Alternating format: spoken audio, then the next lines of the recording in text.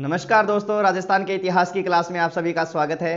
तो दोस्तों, अपने राजस्थान के इतिहास में मारवाड़ का इतिहास चल रहा था, जिसमें अपने मारवाड़ के इतिहास में लास्ट में अपने जसवंत सिंह की चर्चा की थी।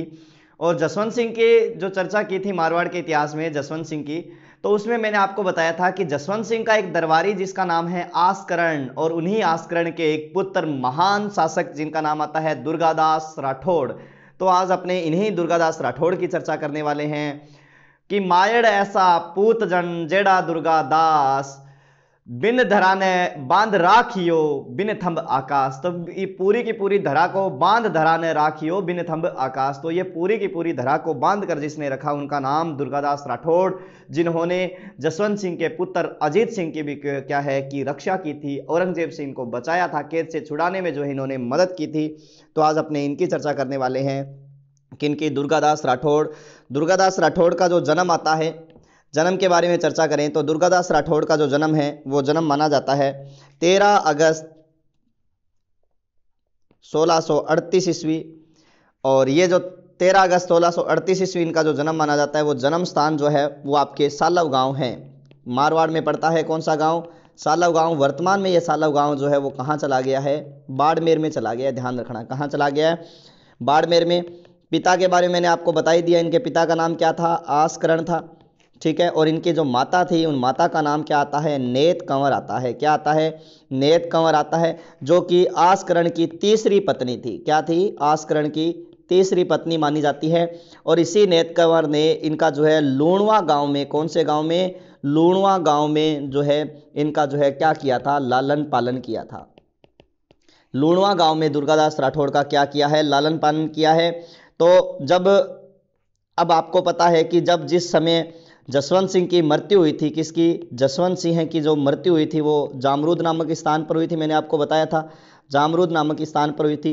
तब जसवंत सिंह की दो पत्नियां थी, जिनमें एक का नाम आता है जादम और दूसरी का नाम था नरुकी। क्या नाम आता है? नरुकी। और जादम के जो पुत्र था, उस पुत्र का नाम आता है अजीत सिंह। क्या नाम आता है? अजीत सिंह। और नरुकी जो पुत्र था उसका नाम आता है दलथम्बन। क्या नाम आता है? दलथम्बन। और इनको जो है, इनको कैद कर लिया गया था, किसके द्वारा? औरंगजेब के द्वारा। किसके द्वारा? औरंगजेब के द्वारा कैद कर लिया गया और नूरगढ़ के किले में रखा गया था। कौन से दुर्ग में? नूरगढ़ दुर्ग। और नूरगढ़ दुर्ग जो पड़ता है वो कहाँ पड़ता है? आपके नूरगढ़ दुर्ग, दिल्ली के अंदर इनको कैद करके क्या है रखा गया था। तब दलथम्बन की तो कुछ समय पश्चात क्या हो जाती है? मृत्यु हो जाती है।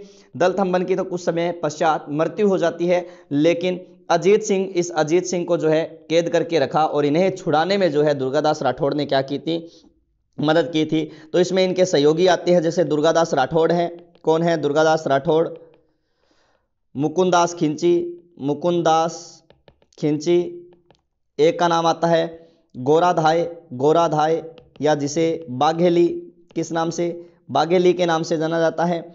और इसी गोराधाय, बाघेली, या इसे क्या कहा जाता है? रूपाधाय, या मारवाड़ की पन्नाधाय के उपनाम से जाना जाता है। मारवाड़ की पन्नाधाय के उपनाम से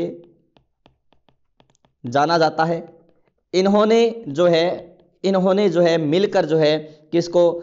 अजीत सिंह को कैद से छुड़ाया था। किसकी कैद से छुड़ाया था? तो अजीत सिंह को कैद से छुड़ाया था, औरंगजेब की कैद से छुड़ाया था। और औरंगजेब की कैद से छुड़ाकर जो है जो कहाँ पहुंचा दिया था? तो कालिंद्री मंदिर। कहाँ? कालिंद्री गांव में ये कालिंद्री मंदिर पड़ता है। यहाँ पर जगदेव नाम के ब्राह्मण थे, जयदेव नाम के ब्राह्मण थे, इनके पास पहुंचा दिया था। और ये कहाँ पड़ता है? सिरोही के अंदर। कहाँ पड़ता है? सिरोही में पड़ता है, ध्यान रखना, वहाँ पहुंचा दिया था। तो मैं थोड़ा सा यहाँ पर अजीत सिंह के बारे में बता देता हूँ। अजीत सिंह का जो जन्म है वो जन्म 1679 ईस्वी में माना जाता है। कहाँ हुआ था? लाहौर में हुआ था। लाहौर कहाँ पड़ता है? रावी नदी के किनारे पड़ता है। यहाँ पर इनका क्या माना जाता है? जन्म माना जाता है, ठीक है ना। और ये जो है अजीत सिंह है, अजीत सिंह का जन्म जो है 1679 ईस्वी के अंदर जो है लाहौर में कहाँ पर माना जाता है? रावी नदी के किनारे माना जाता है, ठीक है ना। तो ये देखो, ये आपके राठौड़, दुर्गादास राठौड़।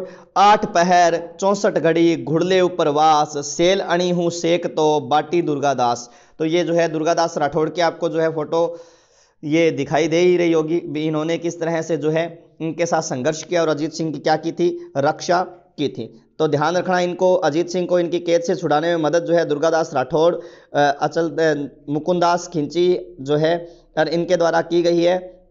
और ध्यान रखना इसके बाद में जो है ये कहाँ चले गए थे, मेवाड़ के महाराणा राज सिंह की शरण में चले गए थे। तो ध्यान रखना इन्हें राज सिंह ने, मेवाड़ के महाराणा राज सिंह ने इन्हें केलवा की जागीर, केलवा कहाँ पड़ता है, राजसमंद में पड़ता है, केलवा की जागीर क्या कर दी, प्रदान कर दी थी। किनको प्रदान कर दी थी, तो इस अजीत सिंह के पालन पोषण के लिए मेवाड़ के राणा जो है, मेवाड़ के राणा राज सिंह ने इनको कौन सी जागीर प्रदान की है, केलवा की जागीर प्रदान की है। कौन सी जागीर प्रदान की है, केलवा की जागीर प्रदान की है। ध्यान रखना इस बात का, ठीक है ना। इसके बाद में अगर हम चर्चा करें तो इसके बाद में आपके सबसे इंपॉर्टेंट बात जो है यहाँ पर बनेगी वो यही बनेगी, अब इस बात का पता औरंगजेब को चलता है। किसको, औरंगजेब को। तो औरंगजेब को तो पूरा तो पता ही नहीं था भी औरंगजेब जो है, औरंगजेब एक नकली अजीत सिंह को पाल रहा था, नकली अजीत सिंह को पाल रहा था। और नकली अजीत सिंह जब युवा हुआ तो उसका नाम जो है इसने मोहम्मदी राज कर दिया था।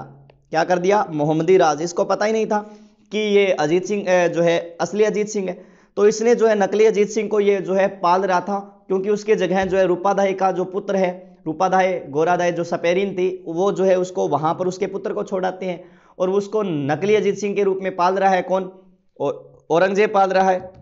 औरंगजेब जो है नकली अजीत सिंह के रूप में उसको पाल रहा है। तब बताते हैं कि उसका जो है औरंगजेब ने नाम बदल कर क्या है कि मोहम्मदी राज कर दिया। अब आपको पता है कि यहां पर एक तो दुर्गादास राठौड़ और इसके अलावा जो है मारवाड़ के राज सिंह, मतलब मेवाड़ के राज सिंह, मेवाड़ और मारवाड़ का एक तरह से क्या बन गया यहां पर, संगठन बन गया। मेवाड़ और मारवाड़ का क्या बन गया यहां पर, संगठन बन गया। अब इस संगठन को तोड़ने के लिए तो औरंगजेब ने क्या किया, औरंगजेब ने अपने पुत्र किसको, अकबर को भेजा। अकबर सेकंड नाम आता है, अकबर द्वितीय। इस अकबर को भेजा संगठन को तोड़ने के लिए, अकबर को भेजा। किसको भेजा, अकबर को भेजा। किसने, औरंगजेब ने। राजपूतों के खिलाफ भेजता है। और औरंगजेब जो है अभी तक जोधपुर पर शासक नहीं बने हैं, तो जोधपुर को भूमि को क्या घोषित कर देता है, ये खालसा घोषित कर देता है, खालसा घोषित कर देता है जोधपुर की भूमि को। और जोधपुर में ताहिर खां नाम के, किसको, ताहिर खां को क्या करता है, जोधपुर में नियुक्त करता है ये। तो ध्यान रखना औरंगजेब ने क्या किया कि अपने पुत्र अकबर द्वितीय को भेजा इनके विरुद्ध, राजपूतों के विरुद्ध। तब बताते हैं कि अब वास्तव में इसने क्या किया, अकबर ने क्या किया, वास्तव में अकबर ने ही अपने आप को क्या घोषित कर लिया, राजस्थान जाकर अपने आप को शासक घोषित कर लिया। भी इसको भी किसी ने भड़का दिया होगा। तो अकबर ने अपने आप को क्या कर लिया, राजस्थान जाकर 1 जनवरी 1681 ईस्वी को पाली जिले के कौन से प्रांत में, नाडोल प्रांत में अपने आप को भारत का बादशाह घोषित कर लिया। भारत का क्या घोषित कर लिया, बादशाह घोषित कर लिया। अब ये शासक बन गया। अकबर ने अपने आप को जो है शासक घोषित कर लिया। किसने, अकबर ने। किसके विरुद्ध, अपने पिता औरंगजेब के विरुद्ध। तब बताते हैं कि औरंगजेब ने क्या किया, औरंगजेब ने एक कूटनीतिक चाल चली भी। अब किसी न किसी तरह से जो है, अब वो तो उनके साथ मिल गया है अकबर, तो अब क्या किया जाए इस स्थिति में। तब बताते हैं कि औरंगजेब ने चाल चली, और औरंगजेब ने चाल ये चली तो औरंगजेब ने कहा, एक पत्र लिखा, और जिस पत्र में लिखा हुआ था कि बेटा हो तो ऐसा अकबर तेरे जैसा, जो कि मेरे सारे के सारे दुश्मनों को क्या किया, दुश्मनों को एक स्थान पर एकत्रित कर दिया, एक स्थान पर क्या कर दिया, एकत्रित कर दिया। और यह पत्र जो है वो किसके पास भेज दिया गया, दुर्गादास राठौड़ के पास। दुर्गादास राठौड़ इस बात से बहुत नाराज हुए। दुर्गादास ने कहा कि आपने हमारे साथ विश्वासघात किया है, ठीक है। दुर्गादास के खेमे के बाहर डलवा दिया गया, ठीक है। और बेटा हो तो तेरे जैसा, अकबर तेरे जैसा। तो दुर्गादास राठौड़ ने ये जो है पत्र पढ़ा, और अकबर के विरुद्ध इसका एक तरह से अविश्वास ही हो गया था, और अविश्वास ही हो गया। तो अब इसके बाद में बताते हैं कि दुर्गादास राठौड़ वो क्षेत्र छोड़कर जो है मैदान छोड़कर वापस आ जाते हैं। अकबर अब दुर्गादास राठौड़ से क्या करता है, पुनः मिलता है। अकबर दुर्गादास राठौड़ से क्या करता है, पुनः मिलता है। ध्यान रखना। तो अकबर अब दुर्गादास राठौड़ से पुनः मिलेगा। पहले मैंने आपको बताया वास्तव में क्या हुआ कि पहले यह हुआ है कि अब इनके विरुद्ध भेजा गया, राजपूतों के संगठन के विरुद्ध अकबर को भेजा गया, लेकिन अकबर ने वहां जाने के पश्चात, राजस्थान जाने के पश्चात अपने आप को वहां का क्या घोषित कर लिया, स्वतंत्र राजा घोषित कर लिया। ऐसी स्थिति में हुआ क्या कि ऐसी स्थिति में स्वतंत्र राजा घोषित कर लिया, तो अब इसके बाद में दुर्गादास राठौड़ वगैरह से ये मिले, लेकिन अब औरंगजेब ने एक पत्र लिखा, जिस पत्र में लिखा कि बेटा हो तो तेरे जैसा, अकबर तेरे जैसा, जो मेरे सारे दुश्मनों को एक साथ ले आया। तो पहले तो यह दुर्गादास राठौड़ के सहयोगी रहा अकबर, लेकिन यह पत्र दुर्गादास राठौड़ को मिला तो दुर्गादास राठौड़ ने कहा भी अकबर ने तो विश्वासघात किया है। तब उसके बाद में जो है दुर्गादास राठौड़ वो क्षेत्र छोड़कर चले जाते हैं, लेकिन अब अकबर दुर्गादास राठौड़ से क्या करता है कि पुनः मिलता है, और दुर्गादास राठौड़ अकबर से जो है पुनः मिलता है, और अकबर ने जो है दुर्गादास राठौड़ से क्या मांगी थी, सहायता मांगी। इसी दौरान जो है क्या हुआ कि औरंगजेब का, किसका, औरंगजेब का मेवाड़ अभियान शुरू हो गया। कौन सा अभियान, मेवाड़ अभियान शुरू हो गया। तब अकबर, जो दुर्गादास राठौड़ प्लस अकबर दोनों मिलकर जो है, दुर्गादास राठौड़ और अकबर दोनों मिलकर जो है महाराष्ट्र के शिवाजी के पुत्र संभाजी की शरण में चले जाते हैं। कहां चले जाते हैं, संभाजी की शरण में चले गए, और लेकिन औरंगजेब ने उनका पीछा करते हुए मराठों के विरुद्ध अभियान कर दिया था। अब औरंगजेब ने इनका पीछा किया, और औरंगजेब ने क्या किया, अपना अभियान किनके विरुद्ध रखा, मराठों के विरुद्ध रखा। तब अकबर बताती हैं कि अकबर अपने पुत्र जिसका नाम था बुलंद अख्तर, क्या नाम आता है, बुलंद अख्तर, और अपनी पुत्री जिसका नाम है सफिया तुनिशा,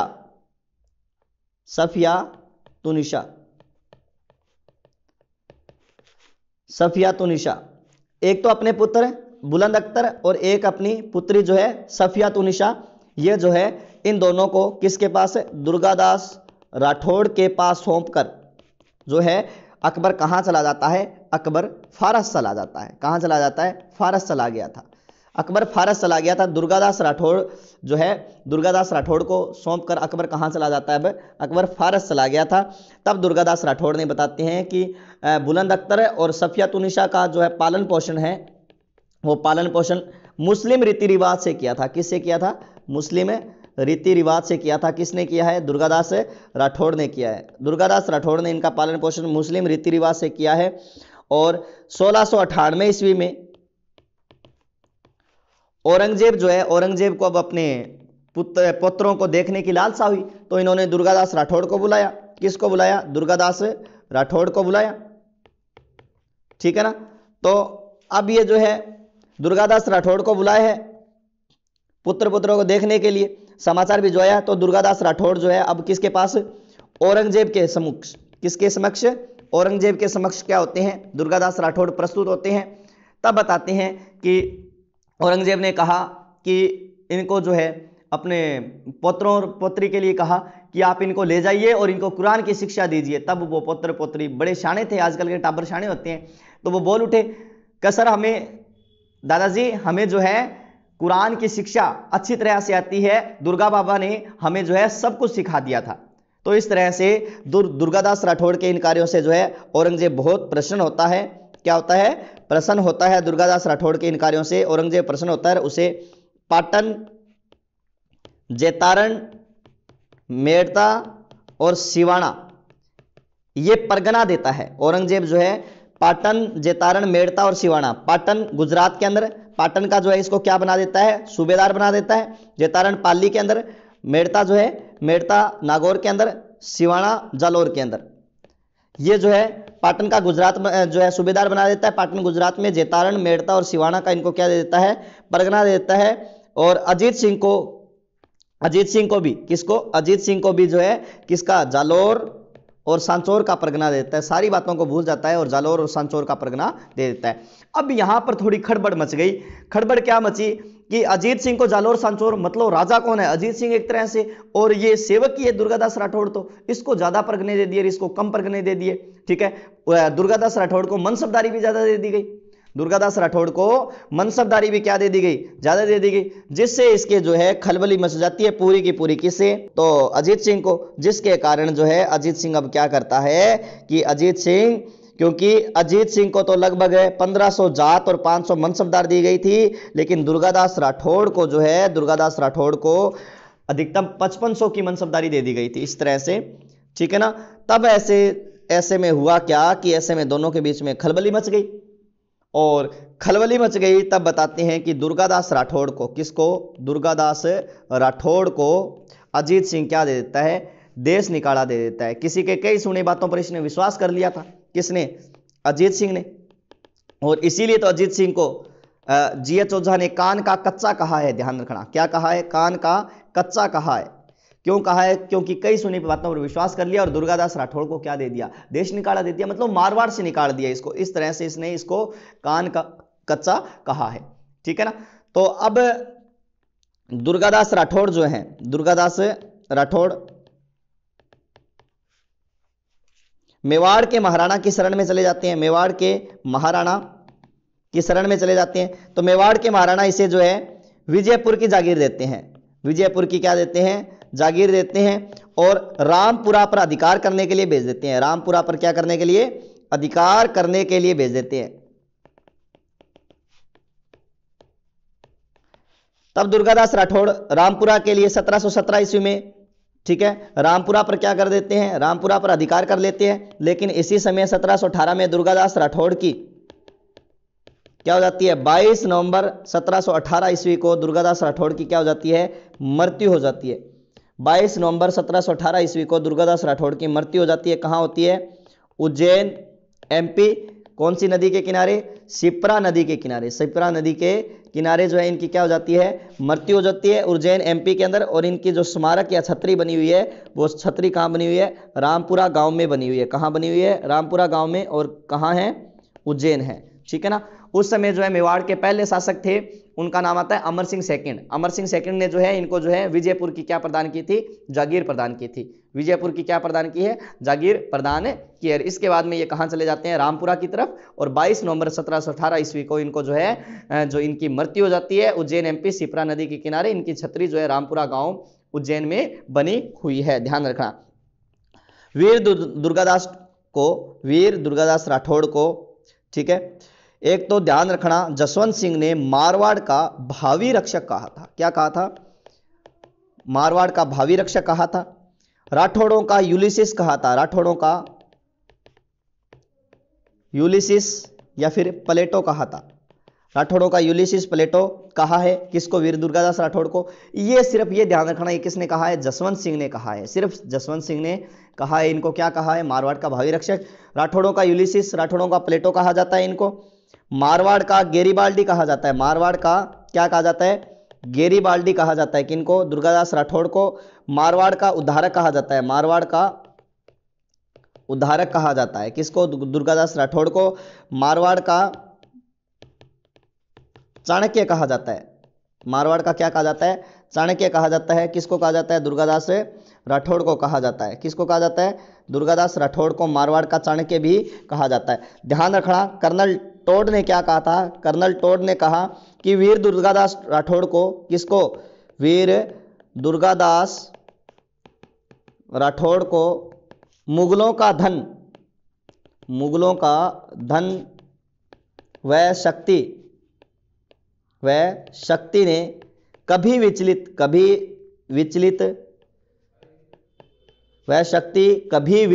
नहीं कर पाई। वह एक वीर योद्धा व कूटनीतिक मंत्री थे, वह एक वीर योद्धा व कूटनीतिक मंत्री थे। ध्यान रखना, कर्नल टोड ने इनके बारे में कहा था कि वीर दुर्गादास राठौड़ को मुगलों का धन व शक्ति ने कभी विचलित नहीं किया, धन व शक्ति कभी विचलित नहीं कर पाई, धन व शक्ति कभी विचलित नहीं कर पाई। वह वीर योद्धा और कूटनीतिक क्या थे, मंत्री थे। कौन, वीर दुर्गादास राठौड़। कौन थे, वीर दुर्गादास राठौड़ थे। ध्यान रखना इस बात का।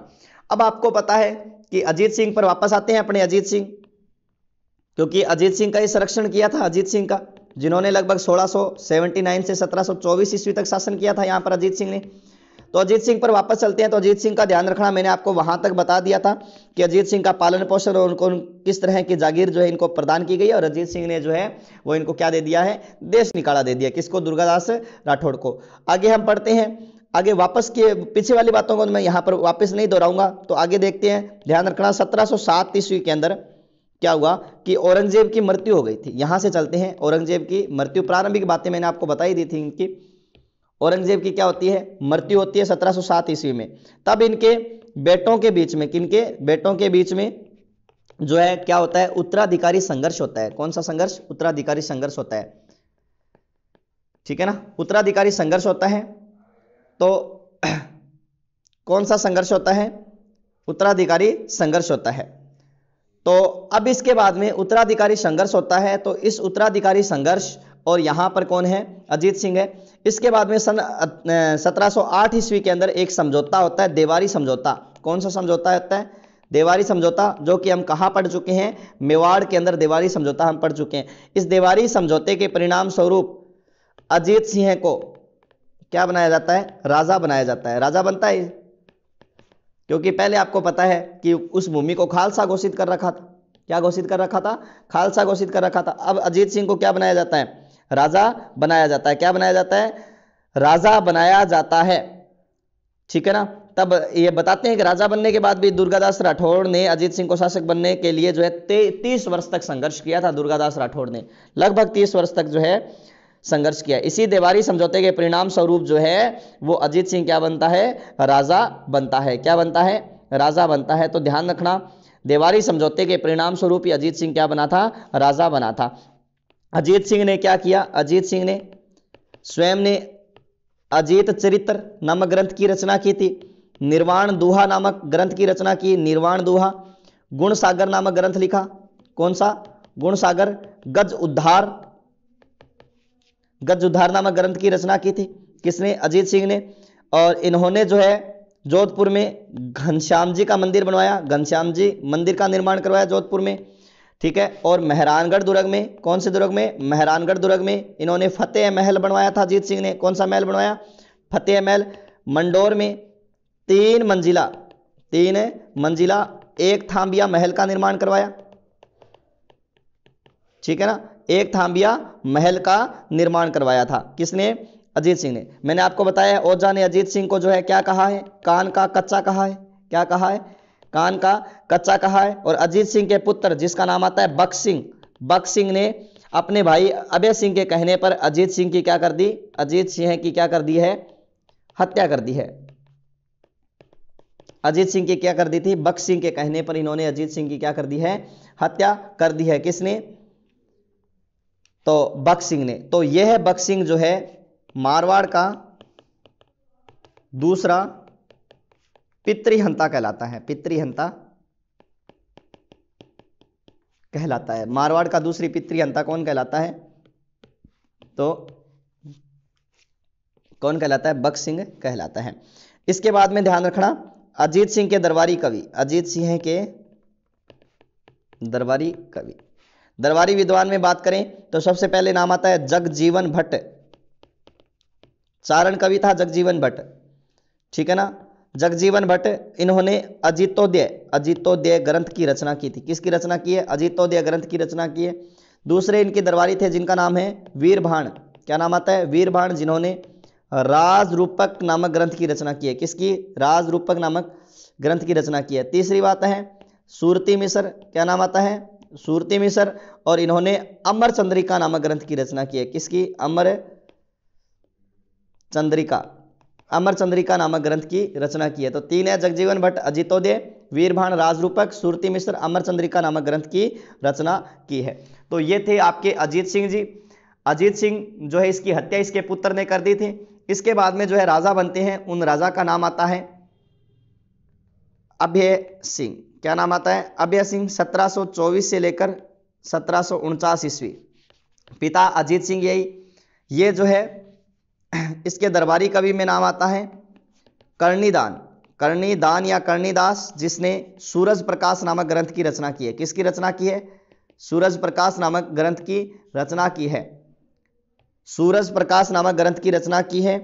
और अभय सिंह ने ही जो है 1730 ईस्वी में जोधपुर के खेजड़ली गांव में, कौन से गांव में, खेजड़ली गांव में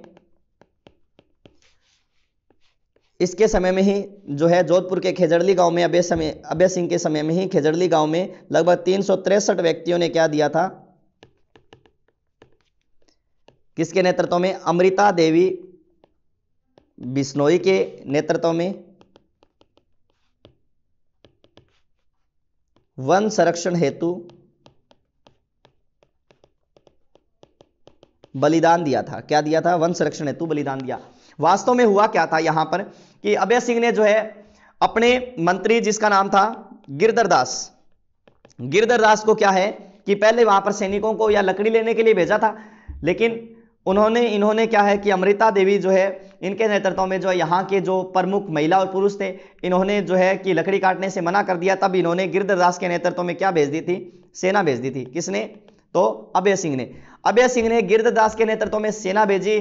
तब बताते हैं कि सेना ने जो है यहाँ पर जो है इन वृक्षों को बचाने के लिए अमृता देवी और प्रमुख जो व्यक्ति थे 363, जिसके अंदर जो है 363 में अगर हम बात करें तो लगभग 294 पुरुष और 69 महिलाएं थी। ये क्या है कि पेड़ों से लिपट गई।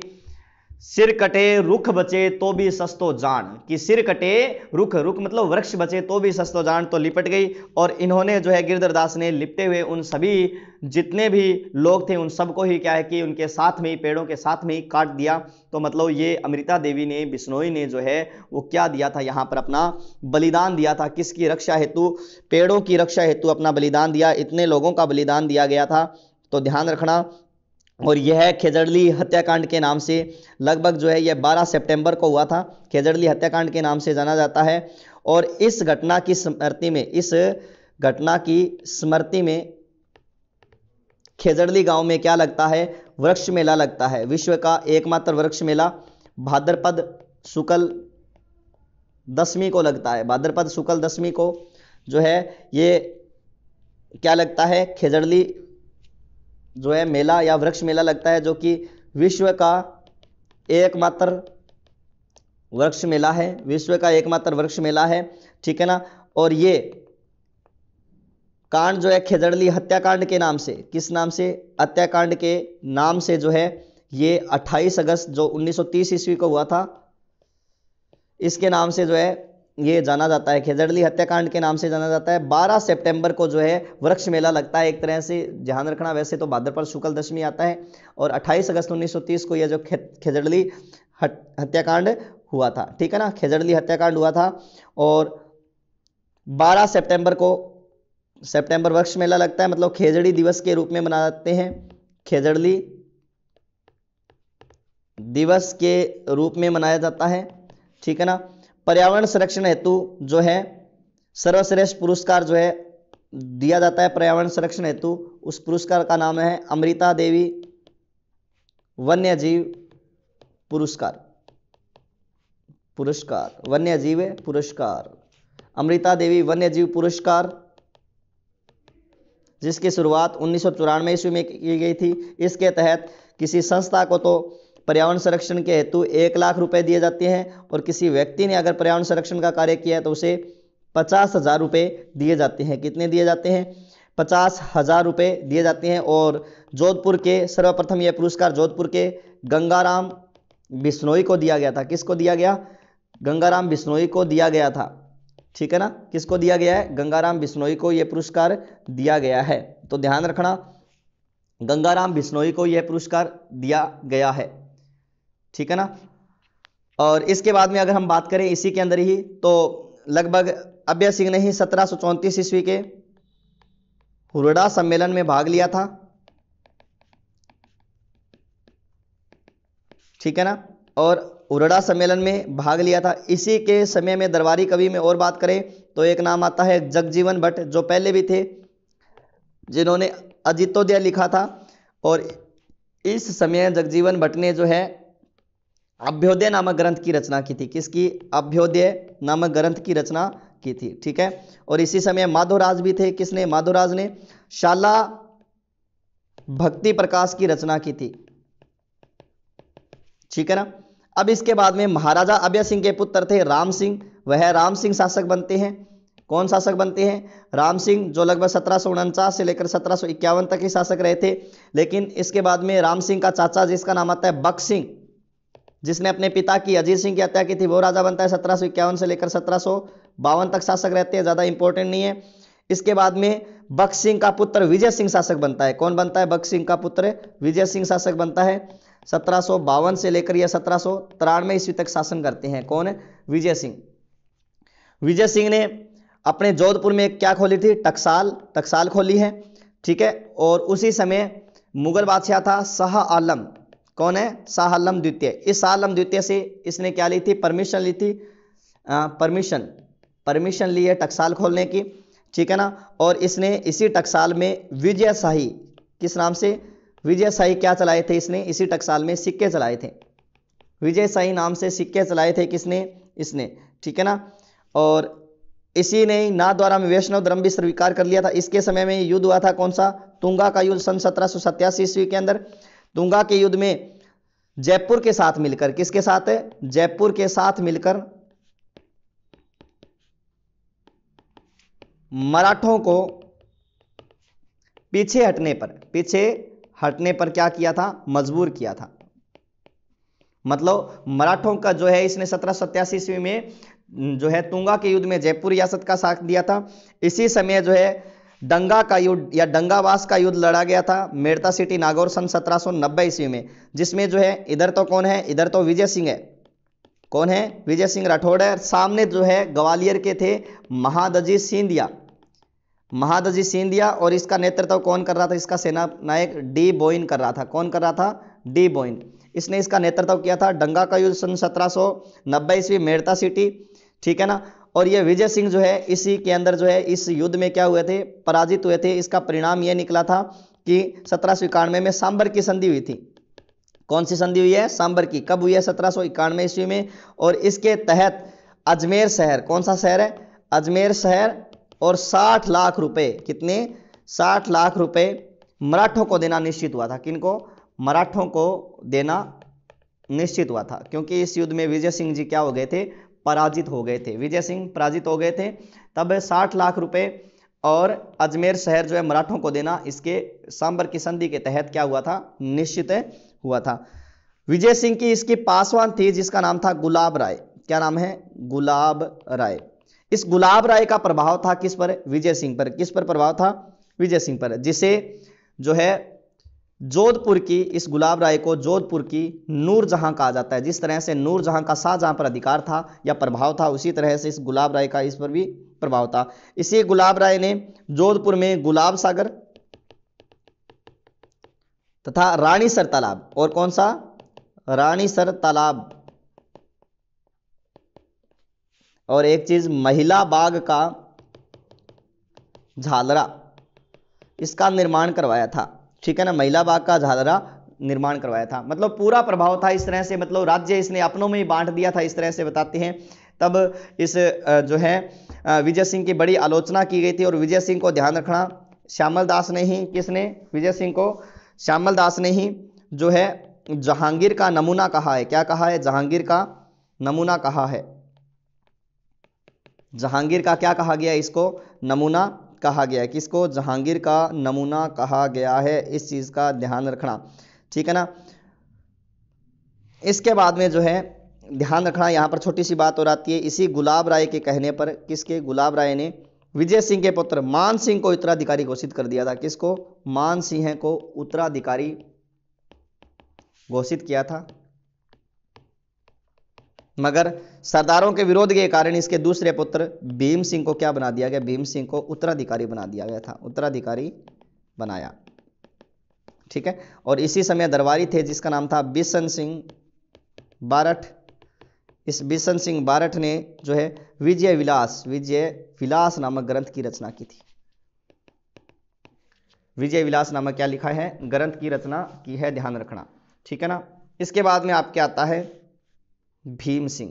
कौन शासक बनता है? भीम सिंह राजा बनता है 1793 से लेकर 1803।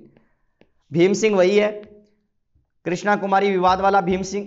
कृष्णा कुमारी विवाद हमने पढ़ लिया है, तो कृष्णा कुमारी विवाद में जो हमने भीम सिंह पढ़ा था वही भीम सिंह है। मतलब भीम सिंह की सगाई जो है वो कृष्णा कुमारी से हुई थी, लेकिन क्या हो गया, शादी से पूर्व ही इसकी क्या हो गई थी, मृत्यु हो गई थी। वही भीम सिंह है, इसके बारे में हमने चर्चा कर ली थी।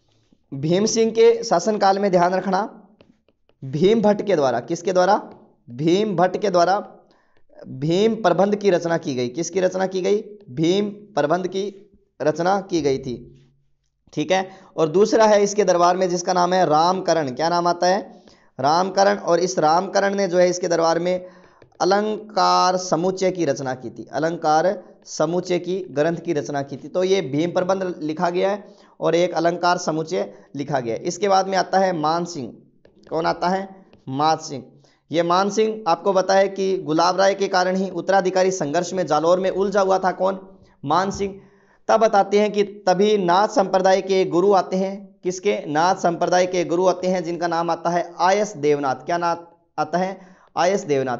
इस आयस देवनाथ ने, इन्होंने क्या किया कि इनके जो है मान सिंह के राजा बनने की घोषणा कर दी।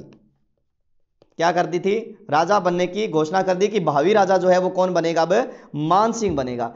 कि जब इसके राजा बनने की मान सिंह के घोषणा कर दी गई, ठीक है, आयस देवनाथ गोरखनाथ संप्रदाय से थे भी। जब ये मान सिंह जो है उत्तराधिकारी संघर्ष में जालौर में गिरे हुए थे, तब इसके आयस देवनाथ जी ने राजा बनने की घोषणा कर दी। जब मान सिंह राजा बने तो इन आयस देवनाथ को कहाँ बुलाया, जोधपुर बुलाया। और जोधपुर बुलाने के बाद अपना क्या बना दिया, इनको गुरु बना दिया। क्या बनाया, गुरु बनाया। आयस देवनाथ को दरबार में आमंत्रित किया और गुरु बना दिया। और खुद जो है, खुद ये सन्यासी राजा के नाम से विख्यात हो गए। कौन है, सन्यासी राजा जो है मान सिंह, खुद सन्यासी राजा के नाम से विख्यात हो गए। और नाथ संप्रदाय के प्रधान मंदिर या जिसको कह सकते हैं कि राजस्थान में प्रधान पीठ, महामंदिर का क्या करवाया गया, इनके द्वारा महामंदिर का निर्माण करवाया गया। किसके द्वारा, मान सिंह के द्वारा महामंदिर का जोधपुर में निर्माण करवाया गया, जिसका निर्माण लगभग 1812 ईस्वी में करवाया गया था। 84 नक्काशीदार खंभों वाला मंदिर है, नक्काशीदार खंभों वाला मंदिर है, जो राजस्थान में जो है नाथ संप्रदाय की क्या मानी जाती है, प्रधान पीठ। इन्होंने ही यहाँ पर दूसरा एक मंदिर और बनवाया था, उदयनाथ मंदिर का निर्माण भी किसने करवाया है, मान सिंह ने करवाया है। किसने करवाया है, मान सिंह ने। और मान सिंह ने अनेक ग्रंथों की रचना भी की थी। ध्यान रखना, नाथ पुराण लिखा है। कौन सा ग्रंथ, नाथ पुराण। नाथ जी की वाणी, नाथ जी की वाणी नामक ग्रंथ की रचना की थी। इसके अलावा नाथ चरित्र लिखा है, कृष्ण विलास। इन ग्रंथों की रचना जो है वो किसने की है, मान सिंह ने। नाथ पुराण है, नाथ जी की वाणी है, नाथ चरित्र है, कृष्ण विलास नामक ग्रंथों की रचना किसने की है, तो इनकी रचना जो है वो किसने की है, मान सिंह ने की है। किसने, मान सिंह ने। ठीक है ना। और इन्होंने एक मान पद्य संग्रह नामक ग्रंथ की रचना की थी। इस ग्रंथ को प्रकाश में लाने का श्रेय राम गोपाल मेहता को जाता है। किसको, राम गोपाल मेहता को जाता है प्रकाश में लाने का श्रेय। ठीक है ना। 1807 ईस्वी के गिंगोली के युद्ध में, गिंगोली का युद्ध याद आ रहा है, परवसर नागौर कृष्णा कुमारी को लेकर युद्ध हुआ था, जो हमने मेवाड़ में पढ़ा था। ठीक है ना। गिंगोली का युद्ध, कृष्णा कुमारी को लेकर जो युद्ध हुआ था, वही गिंगोली के युद्ध में जो है ये क्या हुए थे, पराजित हुए थे। किससे, जगत सिंह से। मारवाड़ का मान न माना, जगत आ गया गिंगोली में, जगत आ गया गिंगोली में, पिंडारी ने नाम कमाया रक्तपात की होली में, जो हमने पढ़ा था वही है ये। 1807 ईस्वी गिंगोली का युद्ध में जो है ये क्या हुआ है, पराजित हुआ है। कौन, मान सिंह। और 1818 ईस्वी में अंग्रेजों के साथ क्या कर ली थी, संधि कर ली, संधि भी कर ली। और इन संधियों का उल्लंघन करने वाला राजपुताने का या मारवाड़ का क्या है, ये प्रथम राजा माना जाता है। कौन है, मान सिंह। संधियों का उल्लंघन करने वाला राजपुताने का पहला राजा है। परिणाम स्वरूप अंग्रेजों ने क्या किया, अंग्रेजों ने इसके संचालन हेतु, ठीक है ना, अंग्रेजों ने जोधपुर के संचालन हेतु जॉन लूडलो को क्या बना दिया था, प्रशासक बना दिया। क्या बना दिया, प्रशासक बना दिया था। ध्यान रखा। और इसी मान सिंह का दरबारी है, दरबारी जिसका नाम क्या है, दरबारी है बांकीदास। क्या नाम आता है, बांकीदास, जिसे मारवाड़ का बिरबल कहते हैं, मारवाड़ का बिरबल कहा जाता है। इन्हीं बांकीदास ने एक ग्रंथ लिखा जिसका नाम था बांकीदासरी ख्यात। कौन सा लिखा है, बांकीदासरी ख्यात, जिसे मारवाड़ रा राठौड़ारी ख्यात कहते हैं। मारवाड़ रा राठौड़ारी ख्यात के उपनाम से जाना जाता है, ये इन्होंने लिखा था। और ध्यान रखना, मानसिंह ने मेहरानगढ़ दुर्ग में मानसिंह पुस्तक प्रकाश पुस्तकालय की स्थापना की थी। पुस्तकालय, मानसिंह पुस्तक प्रकाश पुस्तकालय बनवाया था जोधपुर दुर्ग में। किसने?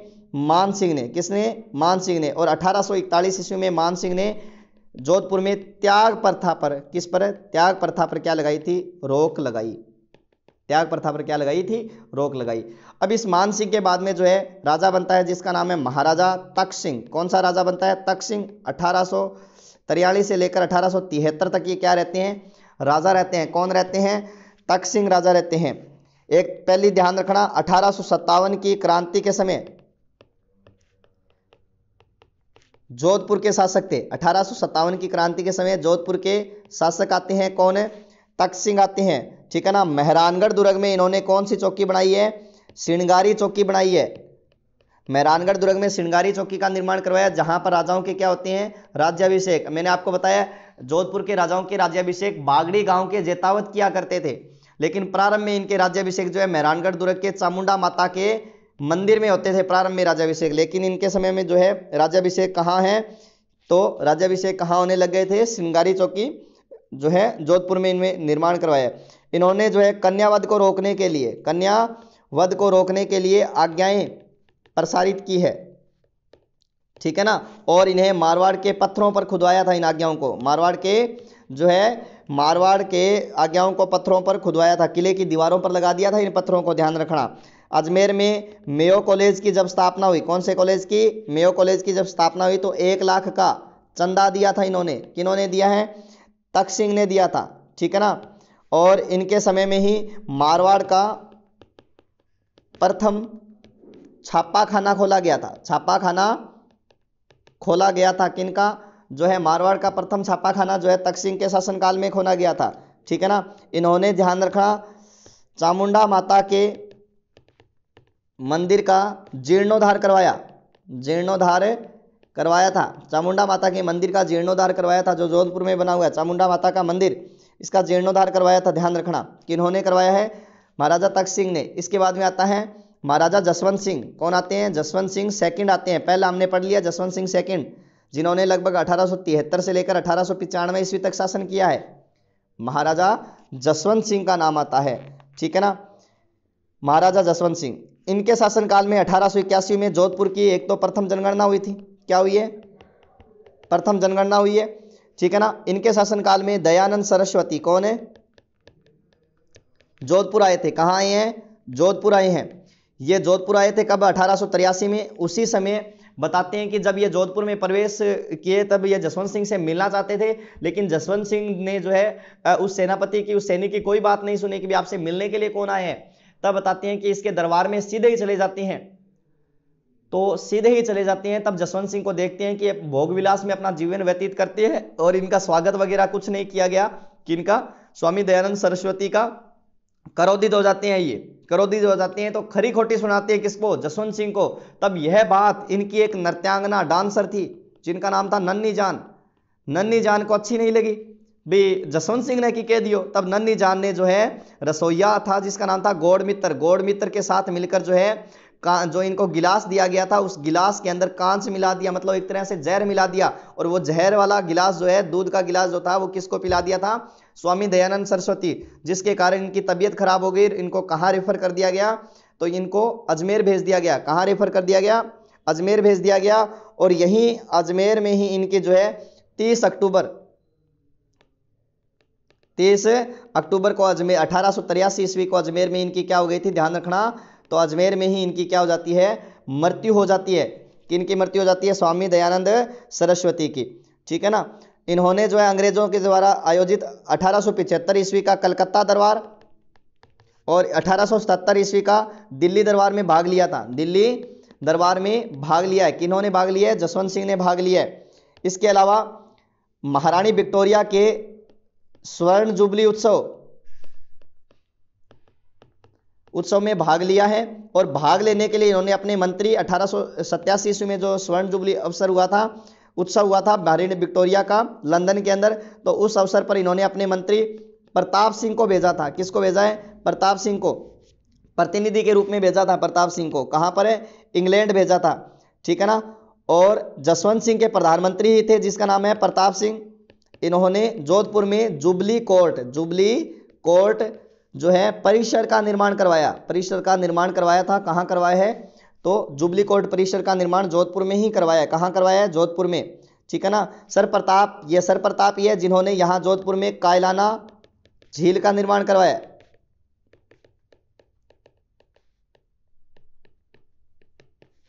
कायलाना झील का निर्माण करवाया है, ठीक है ना।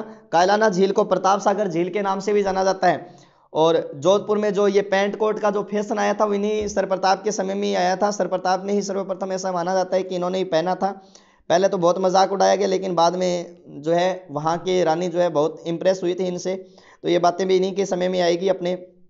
और इन्हीं के समय में ही 1884 में जोधपुर में जो है नगर पालिका स्थापित हुई। 1885 में इनके समय में ही बाल विवाह पर, जोधपुर में जसवंत सिंह के समय में ही बाल विवाह पर क्या लगा दिया गया था? प्रतिबंध लगाया गया। क्या लगाया गया है? प्रतिबंध लगाया गया है, ध्यान रखना। इसके बाद में आता है महाराजा सरदार सिंह 1895 से लेकर 1911 ईस्वी तक इन्होंने शासन किया था। किसने? महाराजा सरदार सिंह ने शासन किया है। महाराजा सरदार सिंह ने जो है 1895 से लेकर 1911 ईस्वी तक शासन किया है। किसने किया है? महाराजा सरदार सिंह ने। महाराजा सरदार सिंह इन्होंने 1906 ईस्वी में अपने पिता जसवंत सिंह की याद में क्या बनवाया है? जसवंत थड़ा का निर्माण करवाया है। जसवंत थड़ा का क्या करवाया है? अपने पिता जसवंत सिंह की याद में जसवंत थड़ा का निर्माण करवाया है। और इस जसवंत थड़ा को क्या कहा जाता है? राजस्थान का ताजमहल कहा जाता है, ताजमहल कहते हैं। नोट, राजस्थान का दूसरा ताजमहल अबलामिनी का महल है। कौन सा है? अबलामिनी का महल है। अबलामिनी का महल है, ये राजस्थान का क्या है? दूसरा ताजमहल है। कोटा के अंदर है, जिसका निर्माण जो है कोटा या राजस्थान का दूसरा ताजमहल, इसे हड़ौती का ताजमहल भी कहा जाता है। क्या कहा जाता है? हड़ौती का ताजमहल भी कहा जाता है, ध्यान रखना। ये जो आपको यहाँ पर मेहरानगढ़ दुर्ग दिखाई दे रहा है, ये तो कौन सा दुर्ग है? मेहरानगढ़ दुर्ग है। कौन सा है? मेहरानगढ़ दुर्ग। और मेहरानगढ़ दुर्ग के लगभग 1 किलोमीटर दूरी पर जो है ये जो है ये आपको दिखाई दे रहा होगा। ये क्या है? ये जसवंत थड़ा है। क्या है? जसवंत थड़ा है, जो क्या कहलाता है? राजस्थान का ताजमहल कहलाता है। राजस्थान का क्या कहलाता है? ताजमहल कहलाता है। जसवंत थड़ा जो आपको ये दिखाई दे रहा है, ये व्हाइट से कलर का, ये जसवंत थड़ा है जो राजस्थान का ताजमहल है। मतलब मिस्त्रियों ने इसे बहुत बढ़िया तरीके से बनाया है। कैसे कि ये बताती हैं कि यहाँ के जो दंत कथाएं मिलती है कि ये इस पूरे जसवंत थड़े को क्या किया जा सकता है? फोल्ड किया जा सकता है। इतनी बढ़िया क्वालिटी से तैयार किया गया है। मतलब प्रत्येक पत्थर को इसको अलग किया जा सकता है। इसे किसी प्रकार का, पत्थरों के अलावा किसी भी प्रकार का कोई स्पॉट नहीं है। प्रत्येक पत्थर को इसको क्या किया जा सकता है? अलग किया जा सकता है। दिस इज ए मिस्त्री क्वालिटी, बढ़िया क्वालिटी से बनाया गया। किसको? जसवंत थड़े को, ध्यान रखना। इसी के समय इसी महाराजा जो सरदार सिंह है, कौन है? महाराजा जो सरदार सिंह को पोलो का शौक था। किसका? पोलो का शौक था। पोलो का शौक होने के कारण इनके शासनकाल को पोलो का क्या कहा जाता है? घर कहते हैं। क्या कहते हैं? पोलो का घर कहते हैं। इनके शासनकाल को, पोलो का शौक होने के कारण इनके शासनकाल को पोलो का क्या कहा जाता है? घर कहा जाता है, ध्यान रखना, ठीक है ना। इसी का शासनकाल होने के कारण। इसके बाद में आता है सुमेर सिंह नाम का राजा बनता है। क्या नाम आता है? सुमेर सिंह। 1911 से लेकर 1918 तक इन्होंने शासन किया था, सुमेर सिंह ने, ठीक है ना। ये जो है जॉर्ज पंचम के राज्यारोहण जो है राज्यारोहण समारोह पर 1911 ईस्वी के दिल्ली दरबार में भाग लिया था। दिल्ली दरबार में भाग लिया, ठीक है ना। इसके बाद में शासक बनता है जिनका नाम आता है उमेद सिंह। क्या नाम आता है? उमेद सिंह। 1918 से लेकर 1947 तक इन्होंने शासन किया। किन्होंने शासन किया? उमेद सिंह ने जोधपुर के छित्र पैलेसों से, छित्र पत्थर थे जोधपुर के, इन छित्र पत्थरों से जोधपुर में जो है उमेद भवन का निर्माण करवाया। किसका निर्माण करवाया? उमेद भवन का निर्माण करवाया। जिसे उमेद भवन को छित्र पैलेस के नाम से भी जाना जाता है। लगभग 1929 ईस्वी में प्रारंभ हुआ था उमेद भवन, 1940 में बनकर क्या हो गया था, ये पूर्ण हो गया था। और इसमें जो आकर्षक है वो आकर्षक घड़ी संग्रहालय है, ध्यान रखना, घड़ी संग्रहालय इसमें जो है आकर्षक का प्रमुख केंद्र है, ठीक है ना। और यह उमेद भवन विश्व का सबसे बड़ा रहवासी भवन है, रहवासी भवन है। बाकी आप कल्चर में इसको पढ़ लोगे अच्छी तरह से। और ये जो है मारवाड़ का नाम जोधपुर भी इन्हीं उमेद सिंह के समय में ही पड़ा था।